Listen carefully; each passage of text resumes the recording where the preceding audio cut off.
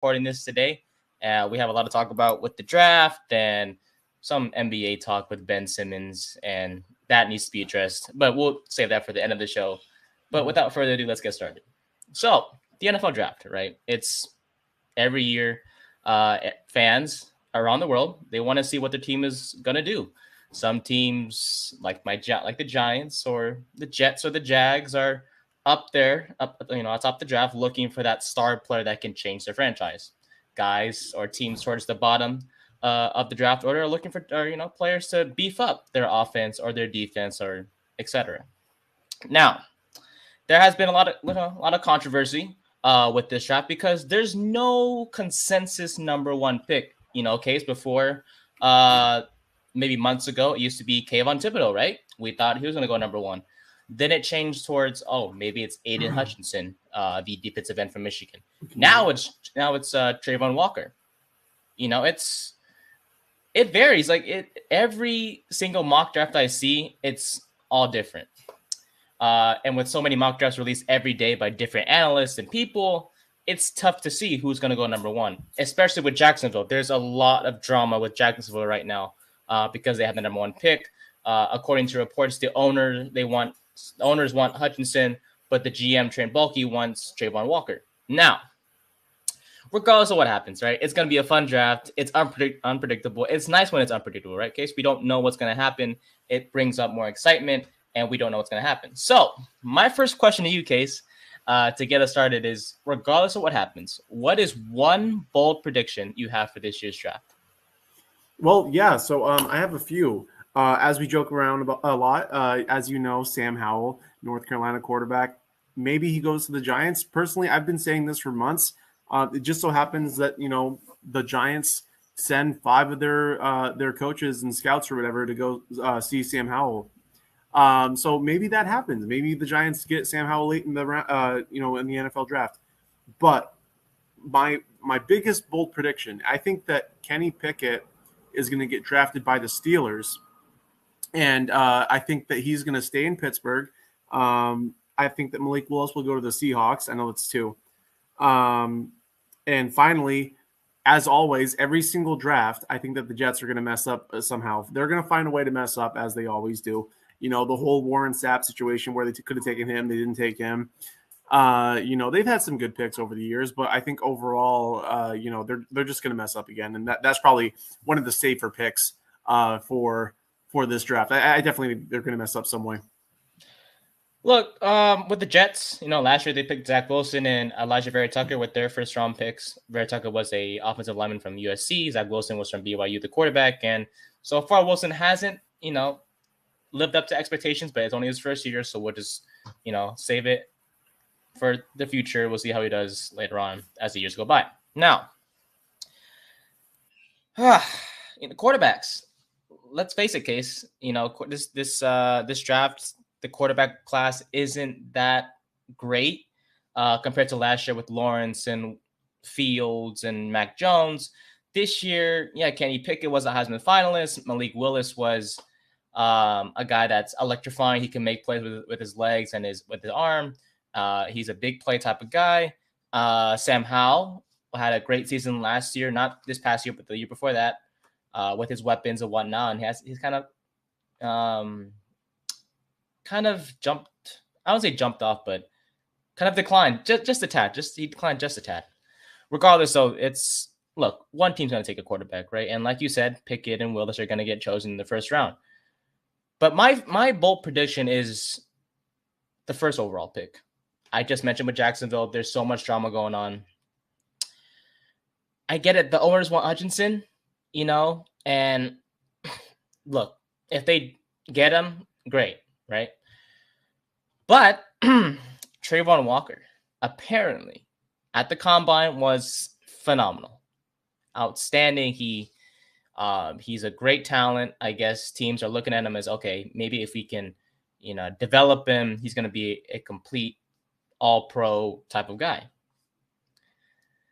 So Jacksonville, they're going to do what, as you listeners may know, the movie Draft Day, when the GM of the Browns in the movie, they got the number one pick, right? And they were looking to probably get a quarterback, but instead they, went out of their way and they drafted the linebacker who everyone was shocked because they could have gotten that with the pick they originally had before they traded up. You remember that, right, Case? That the movie Draft Day? You remember that, right? So the Jags, they're going to do something similar to that and draft Trayvon Walker. And all the NFL teams behind them, they're going to laugh and celebrate and humiliate them for years to come. Because you don't do that.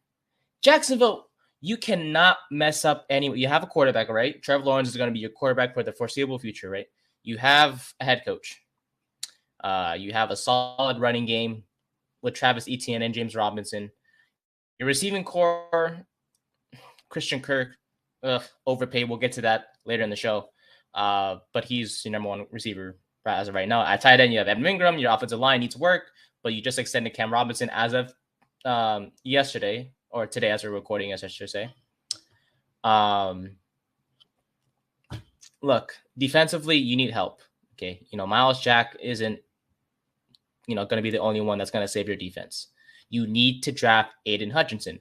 But to me, the Jags aren't going to do that. They're going to draft Trayvon Walker. They're going to say, you know what? We like this guy. He showed out the combine. To us, he's better than Hutchinson and Thibodeau. Look, the stats don't say that. I'll read it off right now. Look, last year, Walker had 5 sacks. Just 5. Thibodeau, who was hurt, right, Case? 9 sacks. Hutchinson, 14 sacks. You don't draft the guy number 1 overall with only 5 sacks. Come on. Seriously. In terms of a Pro Football Focus grade, Walker had a 70.5 grade. Hutchinson had a 94.5. And Thibodeau had an 83.2. And here, this is the most important thing. Pass rush win rate percentage. This is, one of the most important stats in the NFL when it comes to defensive ends. You have to get to the quarterback. If he's in the pocket or he's scrambling, you have to get to the quarterback. Hutchinson had a 25.0 pro pass rush win rate, which is outstanding. Hutchinson, 22.8. Trayvon Walker, 10.1. That means on 10.1% of pass snaps, only 10% of the time, he got past the lineman that he's in front of, to the quarterback. What? That's terrible. You got to get to the quarterback. And the Jags, apparently they're going to choose the number 1 overall? Come on. Like, I've seen mock drafts with Hutchinson going number 1, but there's other recent mock drafts. I did some mock drafts on my own, the similar that we did in the past case, and all he keeps saying is Trayvon Walker going number 1. Why? But you know what? I'm not going to complain. I'm just making my prediction because the Jags, they're dumb. They're going to get Walker, and Detroit's going to have Hutchinson fall into their lap, which is great for Hutchinson because he can stay at home with Michigan, with the Lions to help their defense. Number 3, the Texans. There's no way that's happening. Oh, hear me out. As much as it hurts me to say it, the Texans are gonna get Thibodeau because he's a great talent. Number 4, the Jets are gonna get Ahmad Sauce Gardner because they feel like he's the next Darrelle Revis. Number 5, the Giants are gonna finally fix the offensive line and pick Evan Neal from Alabama. Number 6 is Ekwonu, the offensive tackle from North Carolina State. Hell of a guy. He's big and burly. He's going to be great. Number 7, the Giants are going to get Kyle Hamilton, the safety from Notre Dame. He can do everything, and he's going to help out the defense in the backfield. Number 8, Derek Stingley Jr., who had a great freshman year in 2019, kind of had injuries and fell off a little bit because of those injuries, but he's going to be number 8 because he has upside that's outstanding. Number 9, Charles Cross will go to Seattle, the offensive tackle from Mississippi State. And number 10, the Jets. They might not mess this up, but they're going to be patient with this guy. Jamison Williams, the guy who tore his ACL last year with Alabama, will go number 10 with the Jets, and that's the top 10 that's going to happen. I'm letting you know right now. It's going to be Walker, Hutchinson, Thibodeau, Gardner, Neal, Ekwonu, Hamilton, Stingley, Cross, and Jamison Williams to round up the top 10. But someone has something to say. Case, any thoughts on that by any chance? Yeah. So, I mean, that's definitely interesting, to put it lightly.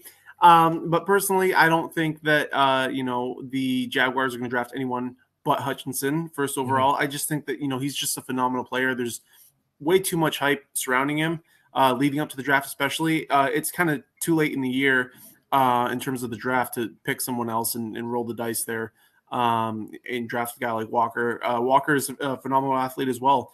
Great player. But personally, I think that Hutchinson, with the draft type he's had and everyone talking about him being the number 1 overall pick, I just think that there's no way, that the Jaguars will go in any other direction. Maybe they get Thibodeau, but the bottom line is I think that they're going to stick to defense, primarily defensive line for sure. But yeah, I'm excited to see what happens there. That I think it definitely is a huge step for the Jaguars, regardless, just to build on their defense. Definitely one of their biggest areas that they needed to improve on. You look at their wide receivers that they got in free agency. They got Zay Jones from the Raiders, great pickup. Yeah, he didn't really produce much with the Raiders, but he was a great player nonetheless.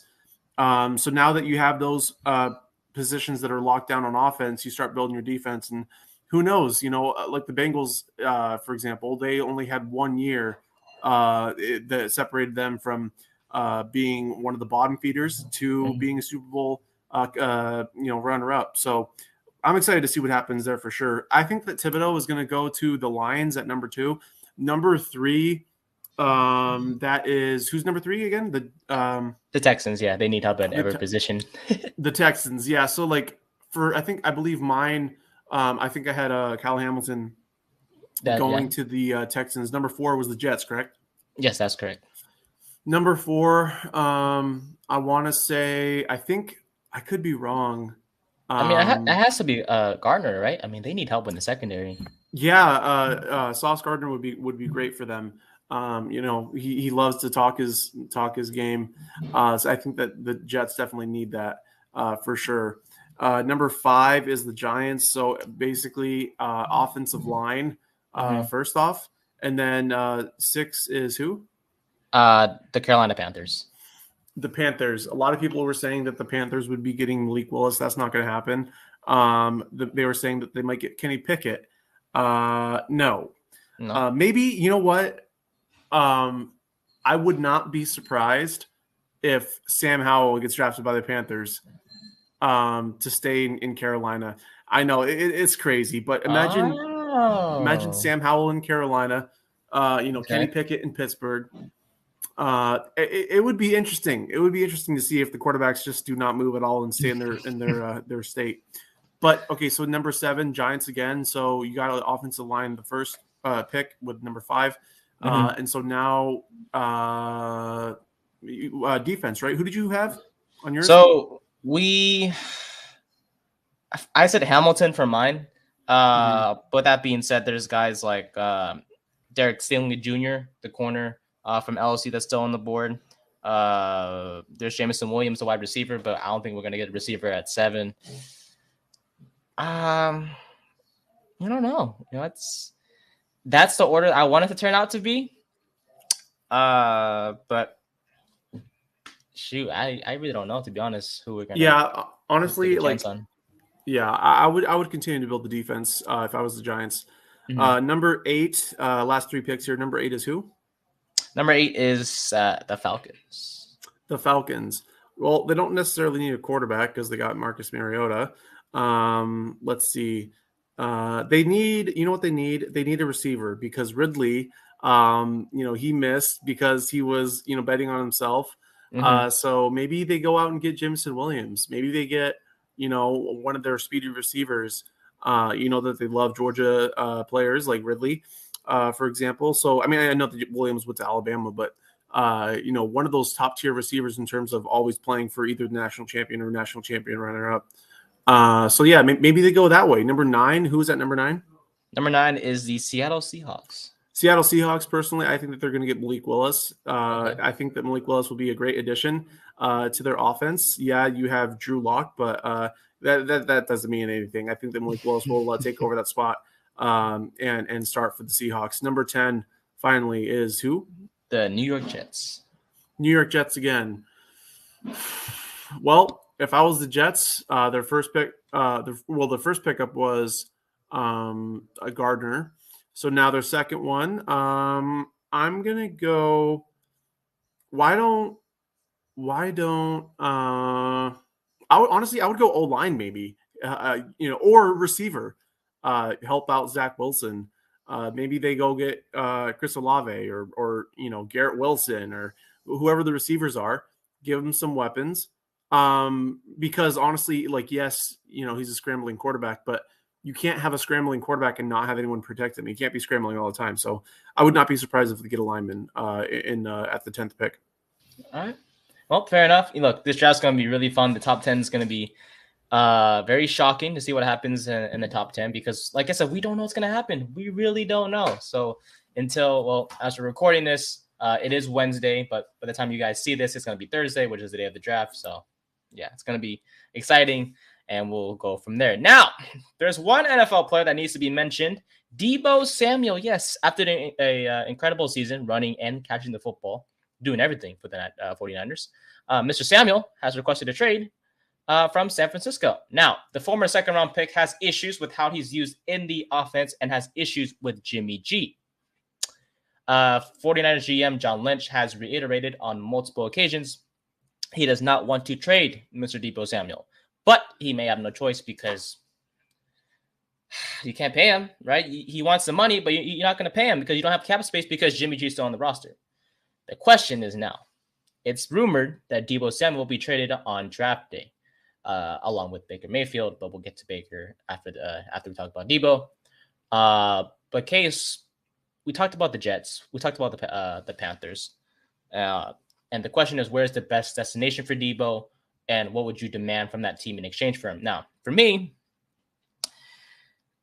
personally, it would really be sort of a storybook ending to this debacle if Samuel was traded to Carolina. Now, the Panthers have the first-round pick, number 6, and they don't pick again until the fourth round. So that's a long, long time. We're talking about you're picking on Thursday, you don't pick again until Saturday.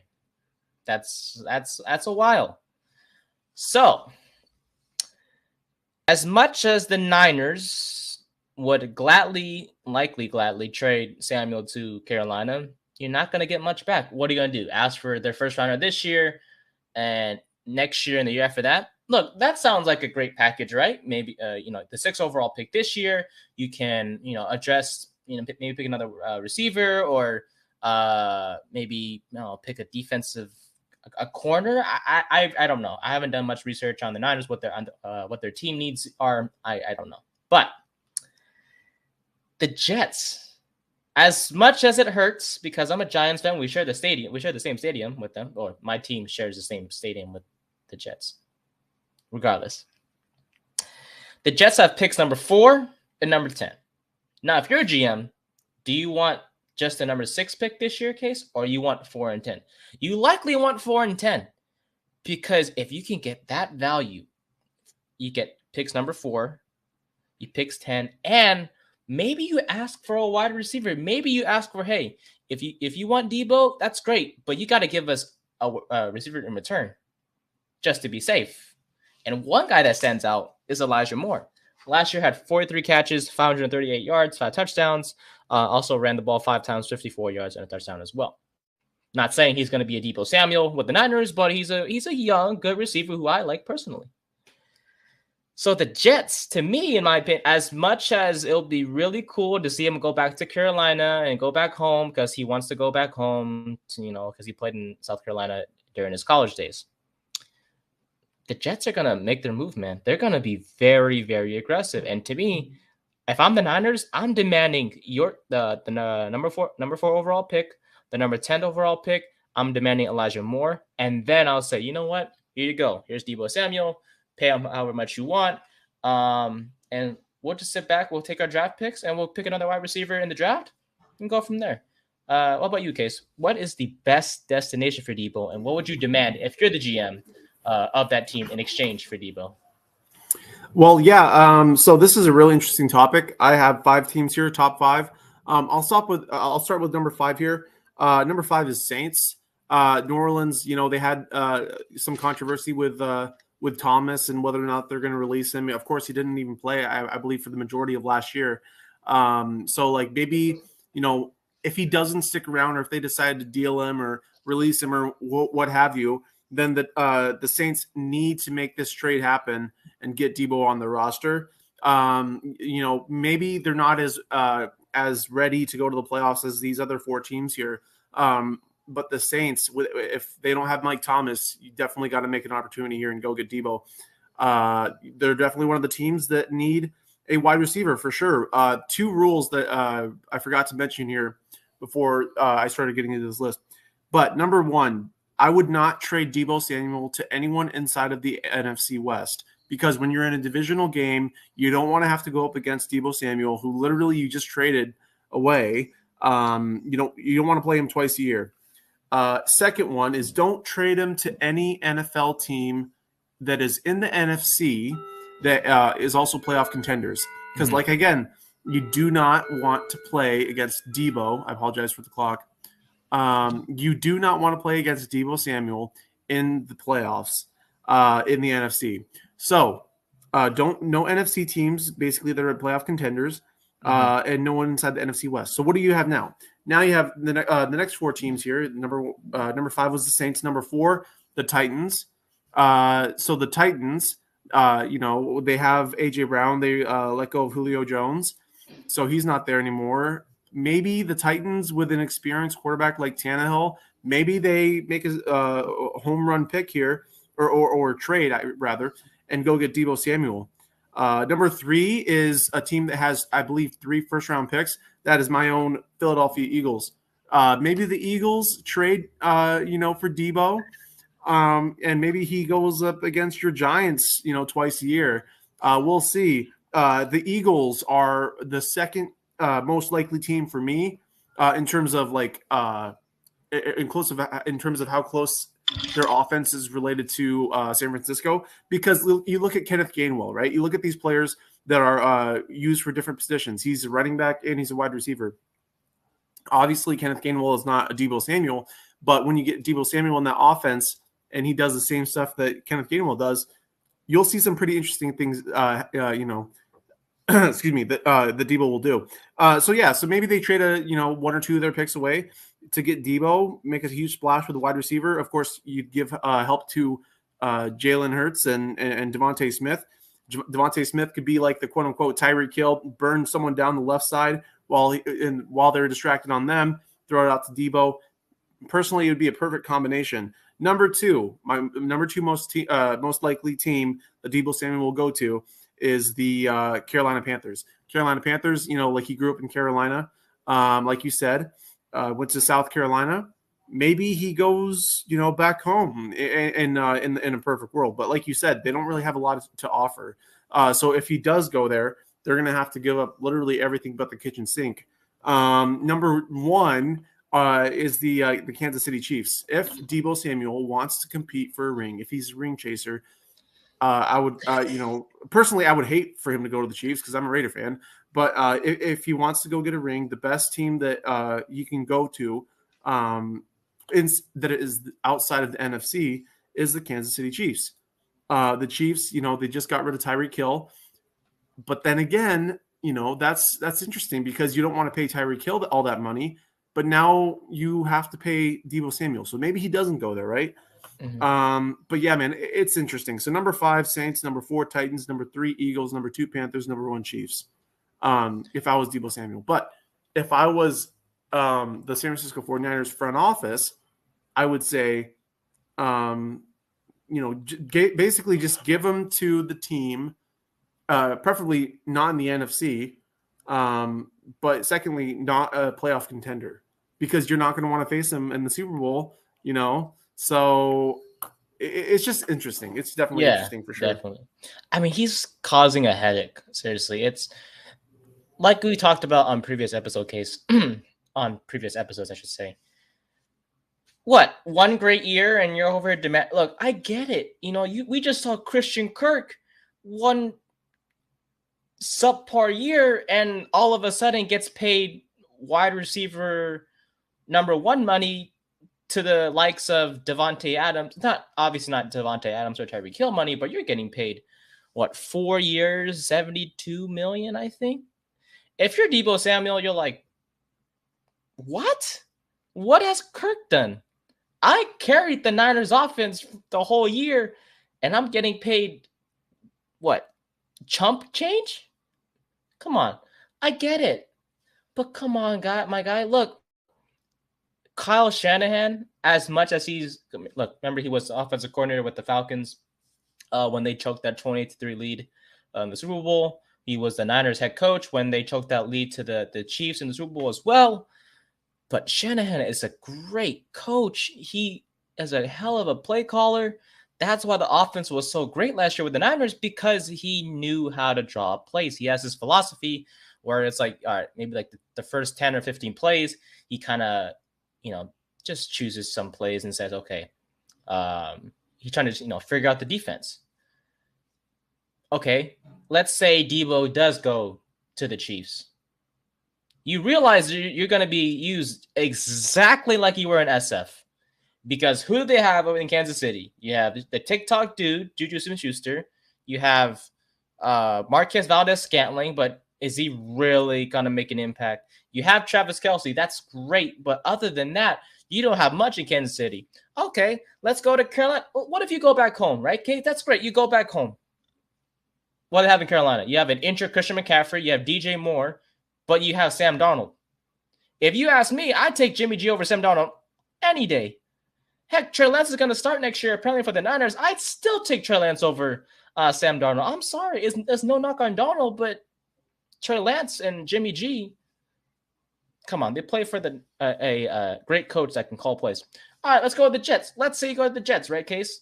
Zach Wilson and the Jets? Come on.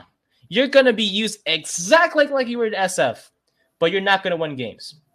That's even worse. Exactly. It's just, sorry, it's terrible. No, I get it. Look, for the exception of Devontae Adams, who's going from, because look, this past offseason, we've seen wide receivers, go to new teams, and you can kind of say they went from a great quarterback to a downgrade. For example, Devontae Adams. No offense to Derek Carr. We've talked about on multiple occasions that Derek Carr is a top 10 quarterback. But he went from Aaron Rodgers, Devontae Adams did, to Derek Carr. Just a bit of a downgrade. Now, how about Tyreek Hill? Tyreek Hill went from Patrick Mahomes to Tua Tagovailoa just to go back home? Major downgrade. And now Deebo Samuel wants to go from Jimmy G to Sam Darnold and or Zach Wilson? Dude, appreciate what you have. You can get paid next year. Okay? Come on, dude. You haven't stayed healthy except for last year. Come on, man. Don't you want to win games? Don't you want to win that Super Bowl? That's why people play the game, to win the Super Bowl and get a ring. You're not going to win a ring anywhere else, realistically, except the Niners at this point in time. If you go to the Jets, you go to the Panthers, those two teams are the bottom feeders in the NFC, along with the Giants. Come on, Deebo. Seriously, appreciate what you have. You have a hell of a team in the SF. I know it's a tough division in the NFC West. But, for example, Case, you brought up the Chiefs. Go to the Chiefs. That's the toughest division in football.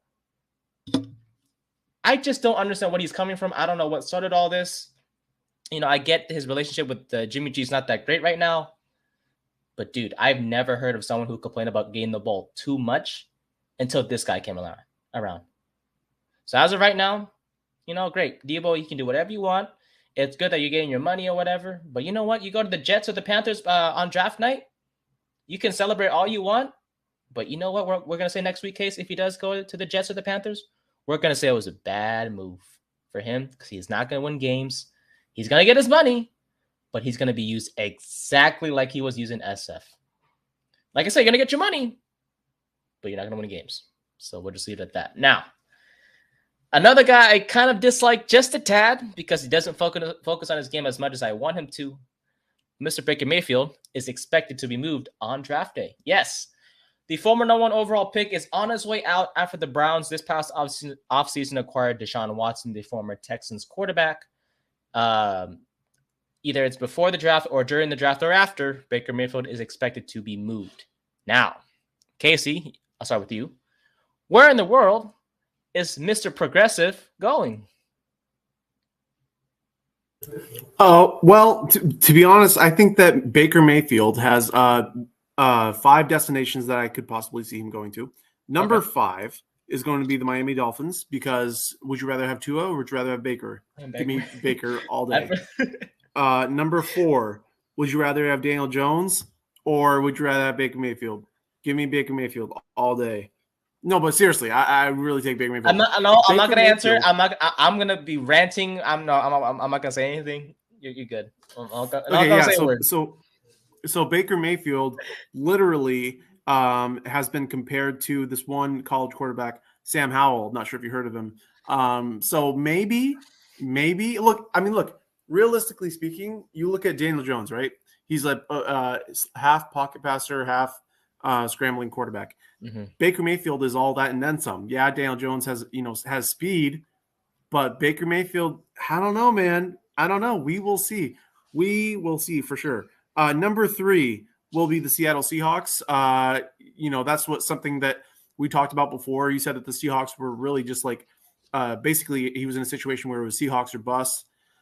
Yeah, I mean, look, if the Seahawks don't take Malik Willis, then I would expect Baker Mayfield to get traded to the Seahawks probably. Number 2 is the Panthers.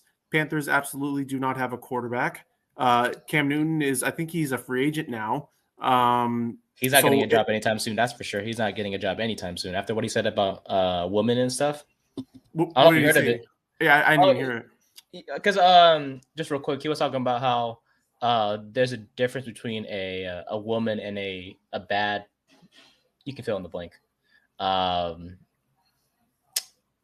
Yeah, it's just if you haven't, our listeners, if you haven't heard what this guy said, just type in Cam Newton women and it's like the first result that pops up and you can just read what he said. Go on, Case. You're good. My fault. Yeah, that's terrible. All right, so number 2 is going to be the Panthers. They absolutely do not have a quarterback. So maybe he goes to the Panthers. Yeah, they're not really a title contender. They're not a playoff contender really, but maybe he goes there, a fresh start. Definitely a lot better than Sam Darnold. Definitely a lot better than Cam Newton. And then finally, number 1 is the team that gave away their quarterback that eventually replaced Baker Mayfield, the Houston Texans. Maybe he goes to the Texans, takes over Davis Mills' spot, because let's be honest, Davis Mills is not going to be better than Baker Mayfield. So if Baker Mayfield goes to Houston, takes his spot, becomes the face of the franchise in Houston. The funny thing is, who's the best quarterback in Texans history? Matt Schaub? Thank you. Oh no! It's Deshaun Watson. No. Deshaun Watson might be the most skilled. But Matt Schaub is the best because what has Matt Schaub done? Matt Schaub, I think he led him to a few playoff appearances. No, I mean, Deshaun did the same thing. Matt Schaub has the most passing yards. You gotta be kidding me, dog. He has more passing yards over a certain amount of seasons. Like I think he was there for like 10, 11 years. Something crazy, right? He was there for the longest time. He was a great pocket passing quarterback in his prime, really. And then, of course, he had a downfall. But, I mean, he was decent. He was really decent. Deshaun Watson was there for like 3-4 years. He was the most skilled, for sure. Most athletically skilled, the better athlete in terms of that. But in terms of the most, did most with the team and gave the most to the Texans, definitely, without a doubt, Matt Schaub. But that's for a different show. But yeah, I think that the Texans will be the number 1 spot for Baker Mayfield if he gets traded. But yeah, man, it's very interesting. Hopefully we see something tomorrow on draft day. So definitely. We'll be interested for sure. All right, I'll make mine short. I'm gonna go Seattle. But what I'm not gonna do is I'm not gonna say, you know what? If I want Baker, you better not ask for my first round pick. I am not giving away my first round pick for a guy who had one great season and then that's it. Baker Mayfield, because he had that one great season you always bring up to me, Case, all the time, where he led the Browns to the playoffs and yada yada yada. Okay, great. I'm not gonna draft or trade a first round pick for that guy. The man has more. Okay, wait, real quick. When's the last time the Browns went to the playoffs? And who was their quarterback? Baker Mayfield. No, but before that. I don't know. Exactly. Okay, look, here's the thing. Browns fans, this is my hot take. This is my bold prediction. Browns fans are spoiled. And I'll tell you why. They had about a quarter of a century, 25 years of absolute trash quarterbacks. Mm-hmm. All they did was complain. Yeah. You say, oh well, this quarterback. You get Baker Mayfield, Yeah. who gave you 25 total. I think it was like 25 total wins. Yeah.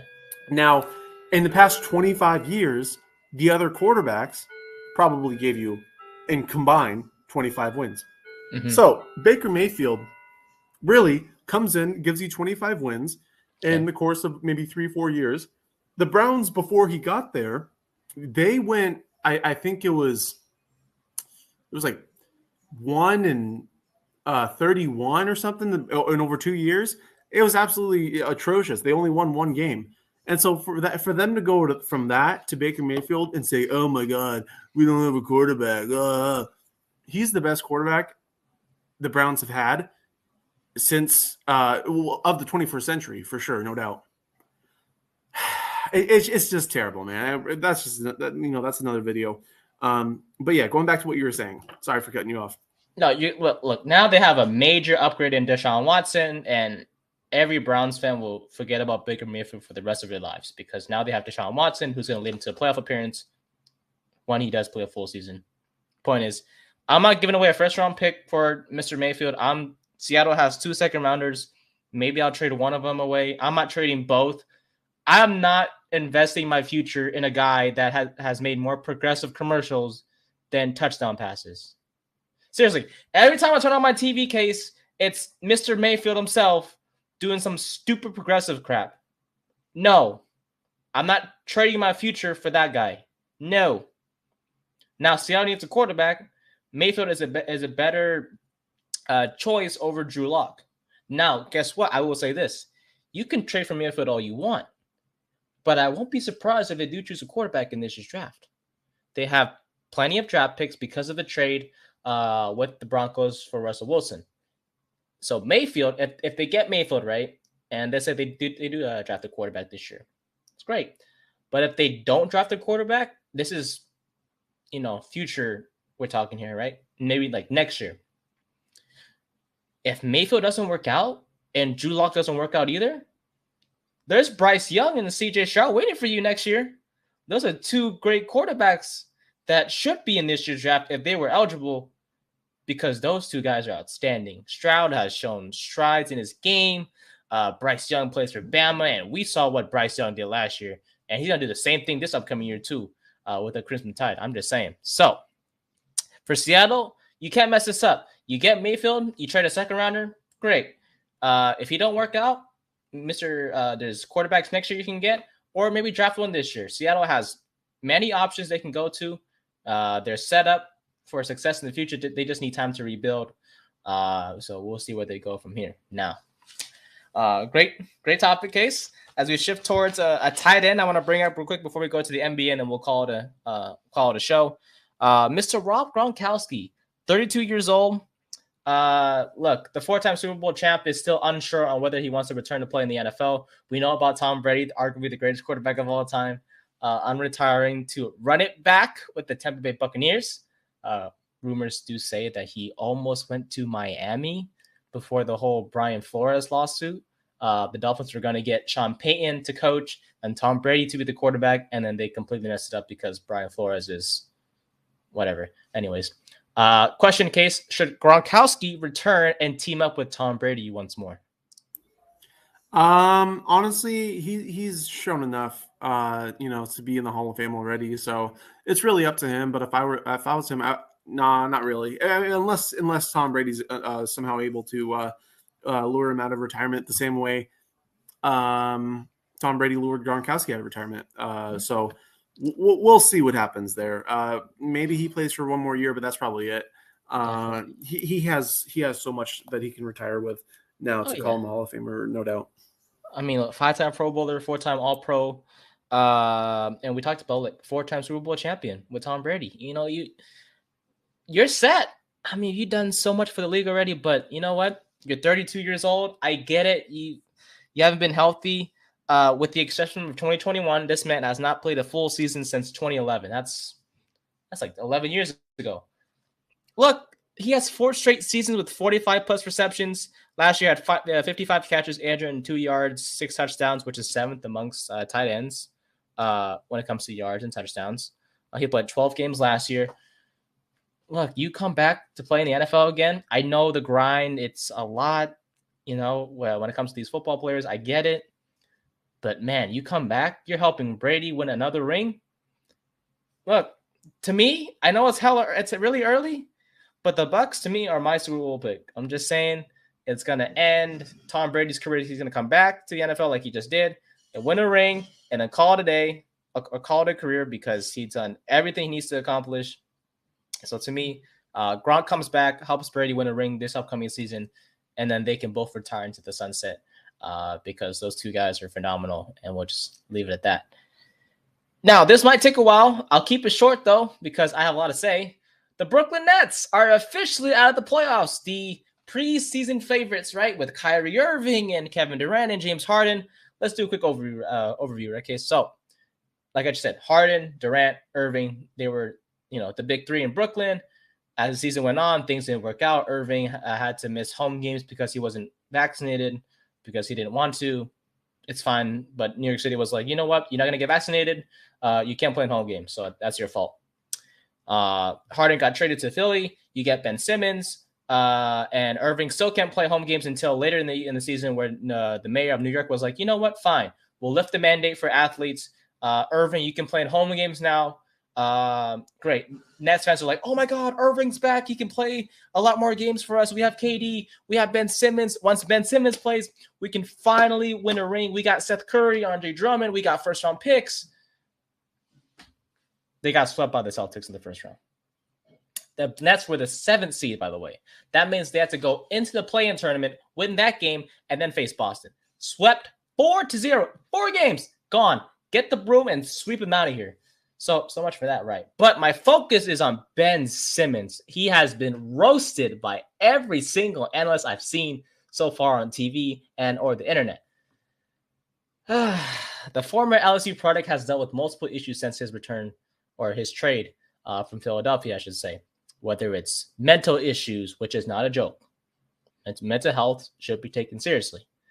But he's dealt with multiple issues since his trade from Philadelphia. So, Case, what should the Nets do with Ben Simmons? The Nets and Ben Simmons. Well, on one side, you have a disgraced NBA icon in the Brooklyn Nets, and then you have Ben Simmons. I mean, literally, the fact that Ben Simmons is honestly still in the league. Like, you look at Russell Wilson, right? Everyone talks about Russell Westbrook. Well, Ben Simmons is like the founder of Brick City, really. I mean, he could not hit anything, to be honest with you. Me being a Philly fan, have liking the 76ers here and there. He didn't really do much, near the end of his deal with us. So the fact that he's gone and now is with Brooklyn and is getting absolutely roasted is kind of like he's put on, display for the entire world to see that maybe he's not the best shooter. maybe he should find a career in construction, because all him and Russell Westbrook do is lay bricks. So, I mean, yeah, that's definitely something that you have to look at. But yeah, it's pretty sad for the Nets to have literally 3 players on their team. You have Durant, Harden, and Kyrie Irving, and you still don't make the playoffs. I mean, you make the playoffs, but you get eliminated. It's terrible. It's terrible. I don't even know what to say, to be honest with you. How do I put this nicely? Ben Simmons is a complete disgrace. Well, let's say it. You were chosen first overall back when you were drafted few years ago, right? You come to Philly, fans are like trust the process and everything with Joel Embiid, and you were supposed to be that guy to help save the franchise and bring bring the team back to prosperity and dominate the East for years. And now you're just a trade piece, dude. Look, you wanted out of Philly, right? Because you didn't like the fans and everything. They were just playing in Philly is just a lot of pressure, Case. You know that, right, Case? The fans over there are just so passionate. They'll boo you when you're doing bad, but they'll root for you when you're doing great. That's how Philly is. You get your wish. You go to Brooklyn. Great. I get it. You need time to get back to game shape. That should take you maybe, I don't know, if you're doing workouts outside the team's facility, 2-3 weeks. It has been months, Ben, since you played. Months. Actually, no, it's been like a year and a half. Actually, the last time you played was in the playoffs last year. Back issues? This guy complains about back issues. You get traded from Philly to Brooklyn. You're completely fine. Maybe, of course, you're still dealing with the mental health issues, which I said is no joke. I get it. But once you're getting ready to play, it seems everything is fine. Okay, everything was fine. He was set to play in the playoffs. And then I have back issues. Doing what? I don't understand how he could say he has back issues when Joel Embiid's the one that's doing all the carrying. I honestly have no idea. It just makes no sense. And you know what's worse? We've seen guys. I'm not gonna say Saquon Barkley because no, don't want to bring up no Giants players right now. We saw Tiger Woods get in a car accident with the risk of getting his legs amputated, with a chance to never play golf again. And what was it? A year, almost a year, or whatever? How many months it was? The man came back and just played in the Masters. And Ben Simmons can't step on the court because he has back issues. What is he doing? Look, I don't know if you know this case, but I think it was Game 4. No, because the Nets said, or report said, that Ben Simmons was going to play in Game 4. At this point, this report came out when the Nets and Celtics were going to play Game 3. The Boston was up 2-0. But they were like, you know what? Ben Simmons can play in Game 4. The Nets lost Game 3. But we all knew Ben Simmons wasn't going to play in Game 4. Right? We knew he wasn't going to play. Everyone in the world, except for maybe some optimistic Nets fans, knew Ben Simmons was not going to play in Game 4. And as soon as the Celtics beat the Nets, the very next day, Ben Simmons will not play in Game 4. I get it. The odds are not in your favor. If teams that are down 3-0 do not come back and win the series, I get it. But if you want to show at least the Brooklyn fans and to get respect from the NBA community and people around the world, just play 5 to 10 minutes. If Tiger Woods can come back from what he did and play golf, you can go on the court and play 5 to 10 minutes. Come on. You can play 10. If you're hurting, I get it. But dude, you had plenty of months to rest and recover. What are you doing at home? What are you doing in the facility? Oh, I have a mental block that causes my back issues, which doesn't allow me to play. What? Just say you don't want to play. Just say you don't want to play. Just retire. Look, you're wearing outfits on the sidelines that make you pop out. Do you want to get noticed? Go be a model, dude. Like Casey said, get a job in construction or something. I mean, you can't shoot the ball. The only time you shoot the ball is against during exhibitions against teams from China. That's the last time I saw you make a three. I'm serious. The last time Ben Simmons made a three was in an exhibition against a team from China. I'm dead serious. I am not even playing. After that, he has never attempted 3 since. And this whole in the summer he's working out, he's making threes. Dude, come on, man. Of course, you can make threes in a workout in the off season. It's not a real game. I have the yips. Stop it. You're a sorry ass player who needs to get out of basketball. No team's gonna take you. You know what? If I'm the Nets, like you just said, Case, maybe cut him or something. No, I'm sending him to either Sacramento to rot, or I'm sending him to Indiana. Well, Indiana, no. Indiana's not Indiana. They have a bright future in Indiana. No. Send them, you know what? Send them to China. Call a team from China and say, hey, we got Ben Simmons. Just give us, I don't know, $10 or a bag of Chinese chips or something, and we'll give you Ben Simmons. That man is a disgrace to basketball. If he wants to, if he wants to shoot so many threes against China, might as well have him go play for them. Exactly. Exactly. It's ridiculous. Just send him away. No NBA team deserves this type. I just said straight into Sacramento. Even Sacramento does not deserve Ben Simmons. No. Until we see something from that guy, he deserves no respect from anybody, no matter what anyone says. And we'll just leave it at that. Because honestly, if I keep, I'm gonna lose my voice. I'm gonna lose my mind. And I need my energy for Thursday because I might get stressed out next week, Case, when we're talking about the Giants, and they may make a mistake, and I don't know.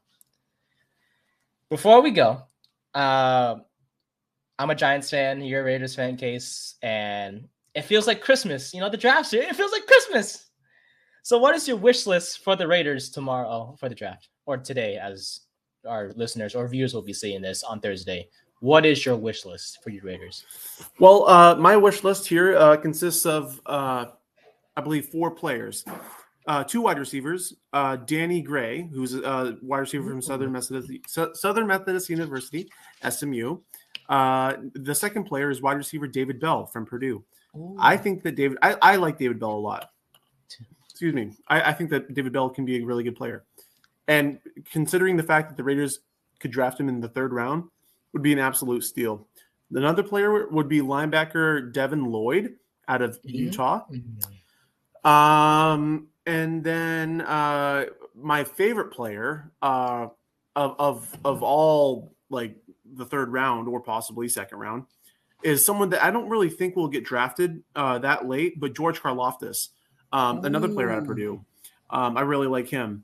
And then finally, the Houston cornerback, Marcus Jones. Marcus Jones is a very elite kind of college player. He's a steal. He can return punts, return kicks, whatever you want to do, intercept the ball. It's literally just like a what do you call it? Like a pocket knife. Like literally, there's so many different things that you can use him in. It's unbelievable. So any one of those guys would be absolute dream come true. But yeah, who are your players on your wish list? I hope he falls, Case. You know it. I hope he falls just to number 5.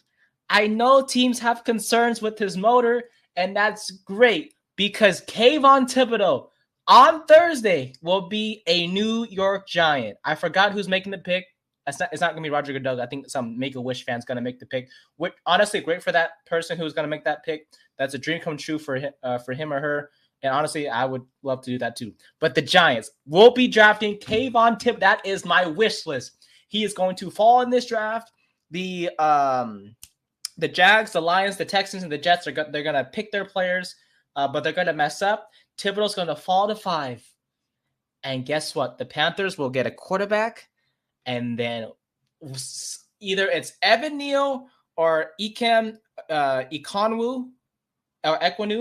or Charles Cross, the tackle from Mississippi State, is going to be there at 7. And we're going to finally fix this team, Case. The Giants will finally be a franchise that I can be proud of, and I can sleep in peace knowing this team is finally going in the right direction. If we get Kayvon Thibodeau, we get Evan Neal or Equanu, or I can't say his name, Equanu. I'm so happy. If we get Thibodeau, we get Equanu, Cross, or Neal, and then in the second round we can get Leo Chenal, the linebacker from Wisconsin. If we get him, and then in the third round we get a wide receiver. I don't know who. Just get a wide receiver to fix this sorry receiving core with Kenny injured Golladay and Sterling Shepard and Kadarius Toney. If we get a receiver, that's great, and then we get a tight end on the third day of the draft. God, Case, if we just get Kayvon Thibodeau, I don't care what happens in the second, third, or fourth, or fifth, or sixth, or seventh round. I don't care what those other 31 teams do. As long as the Giants get Kayvon Thibodeau, my dreams will finally come true. And I will come back next week, and I'll tell you, Case, I told you from the beginning, Kayvon Thibodeau will be a Giant. What happens if the Giants trade away their 7th into the later rounds and then use the 5th overall pick to draft Sam Howell? Or just someone that you didn't even mention. Like literally, like any player that you mentioned doesn't get drafted by the Giants. How would you feel in either pick, 5 or 7? You know, I'd be as heartbroken as if my girl left me today. I'd be heartbroken. Damn. I don't think I'd be able to play any video games or jump. Maybe next week, Case, you'll be the one leading this pod. Maybe I won't even be on here next week. The Case podcast. Just the Case podcast, man. It's okay. In all seriousness, though, Kayvon Thibodeau, Evan Neal, Charles Cross, Ike Makonwu, Kyle Hamilton, Jermaine Johnson II, maybe Derek Stingley Jr. Not really. But Ahmad Gardner, Sauce Gardner, those are the few guys that I wouldn't mind if the Giants get, with Jermaine Johnson II being the least wanted because he's not Thibodeau, but he has a motor, and I guess that's good. But I don't know, man. Since day one, I've loved Kayvon Thibodeau, and I know he was projected to go number 1 overall, months ago. But now that he may fall, hey, I got the same one. I don't know where I got the same one. I got the same one. That's my guy. I'm telling you, if he becomes a Giant, Case, the Giants defense will finally be solved. And I'm telling you, I know it's early. And I know every year I make this prediction and it goes haywire. But if we get Kayvon Thibodeau and we get Evan Neal or Cross or Equanu, the Giants will win the NFC East next year.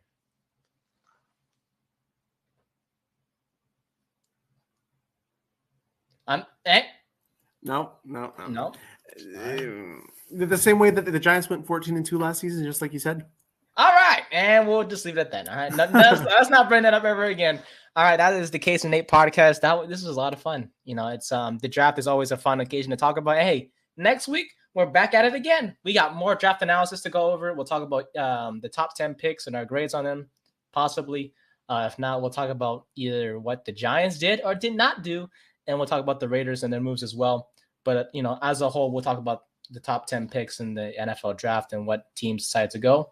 And we'll see what Jacksonville does with their number 1 overall pick. But other than that, we wish you guys, a happy draft day. Hope you guys enjoy the draft with your friends and family. I know Absolutely. Me and Casey will be communicating pick by pick tomorrow or today, as you guys are. I keep saying tomorrow, but by the time it's Thursday, yeah. Thursday, basically, we'll be talking and see what these teams do. And it might be a long night for me. It'll be a happy night for me. But I'll be it'll be a long night. I hope not. I hope not, man. I hope not. But we'll see what happens. But you can follow me on Twitter and Instagram, Nathan_124. You can follow my co-host Casey__ on TikTok. Please follow this guy on TikTok. And I'm not just saying that because he needs followers, because this man does not need any more followers. But if he does, that's great. But this guy has great content, pumps it out every single week. I love it. Go check it out. Please check it out. It's really cool. Other than that, thank you as always for listening to the Case and Nate podcast. You can find us on all platforms: Spotify, Apple Podcasts, iHeartRadio, wherever you get your podcasts, you'll find us on there. Until next week, we hope you guys have an amazing week, and we'll see y'all next week. Thank you for listening. Have a great rest of your day.